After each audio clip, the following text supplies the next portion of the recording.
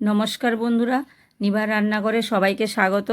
আজকে আমি দুটো রেসিপি একসঙ্গে নিয়ে চলে এসেছি, লুচি আর ঘুগনি। আপনাদের বানিয়ে দেখাবো, আপনারা দেখতে থাকুন প্রথম থেকে শেষ পর্যন্ত। ময়দা নিয়েছি 500, লুচি করব, স্বাদ মতো নুন দিয়েছি, সাদা তেল দিয়ে দিচ্ছি। সাদা তেল দিয়ে ভালো করে একসঙ্গে মিশিয়ে নেব।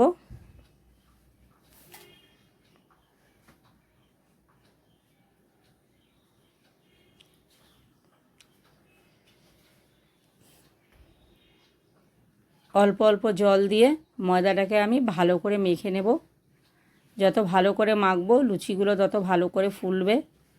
বেশি নরম করেও মাখবো না, আবার বেশি শক্ত করেও মাখবো না। বেশি শক্ত করে মাখলে লুচিগুলো ফুলবে না। এখানে আমি কড়াতে সাদা তেল দিয়ে দিচ্ছি।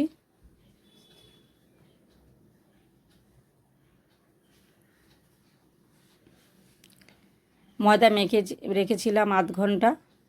লেচি কেটে নেব, গোল গোল করে লেচি কেটে নিচ্ছি।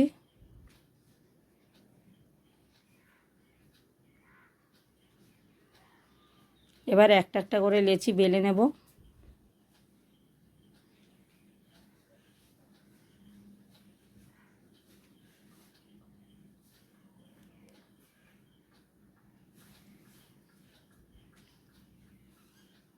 তেল গরম হয়ে গেছে, এবারে আমি লুচিটা ভেজে নেব।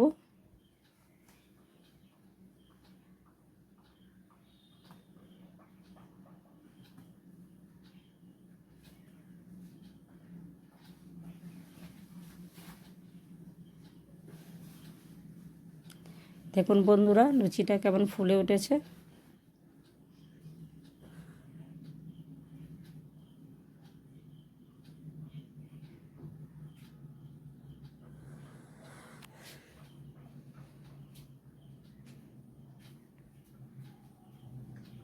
লুচি ভাজা হয়ে গেছে, এবার আমি নামিয়ে নিচ্ছি। এরকমভাবে আমি সব কটা লুচি ভেজে নেব।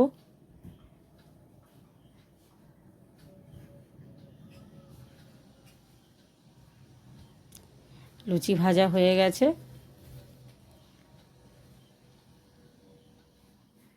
আমি 5-6 ঘন্টা মটর ভিজিয়ে রেখেছিলাম, ভিজিয়ে সেদ্ধ করে নিয়েছি। এবার আমি কড়াতে সর্ষের তেল দিয়ে দিচ্ছি, ফোড়ন করে নেব। শুকনো লঙ্কা, তেজপাতা, গোটা জিরে, পেঁয়াজ কুচানো,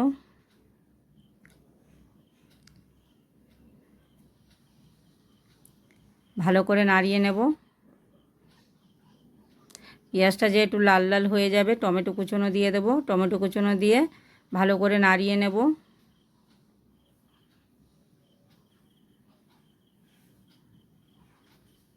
একটু নুন দিয়ে দিচ্ছি, তাহলে টমেটোটা ভালো গলে যাবে।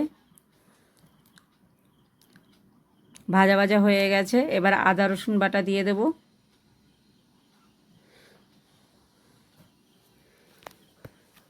আদা রসুন বাটা দিয়ে ভালো করে মশলার সঙ্গে মিশিয়ে নেব।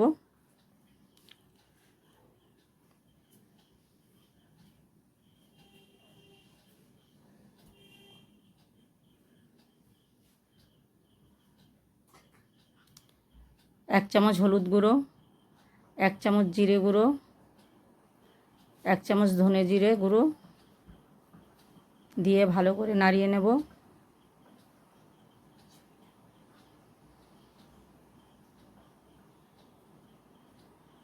স্বাদ মতো টেস্টের জন্য একটু চিনি দিয়ে দেব। দেখুন বন্ধুরা, মশলাটা কি সুন্দর কষা হয়ে গেছে। এবার আমি সিদ্ধ করে রাখা মটরটা দিয়ে দেব, দিয়ে ভালো করে নাড়িয়ে দেব।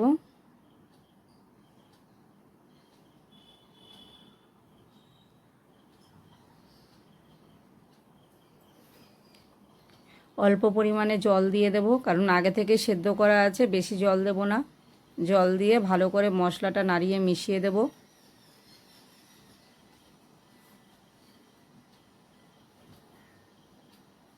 স্বাদ মতো নুন দিয়ে দেব।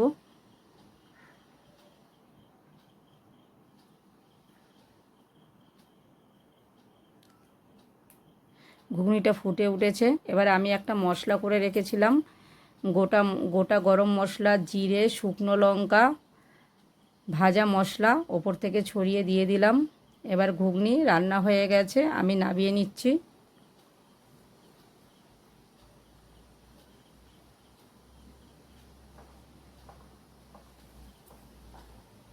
ওপর থেকে ধনেপাতা কুচানো ছড়িয়ে দেব।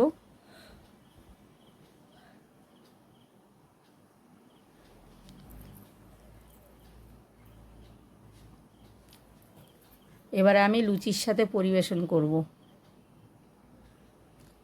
বন্ধুরা, আমার রান্নাটি দেখে আপনাদের যদি ভালো লাগে চ্যানেলটিকে সাবস্ক্রাইব করে দেবেন, লাইক করে দেবেন, কমেন্ট করে পাশে থাকবেন। আর বাড়িতে এই রেসিপিটি আপনারা অবশ্যই ট্রাই করবেন। এটা রাত্রে ডিনার, ব্রেকফাস্টে খুব ভালো লাগবে।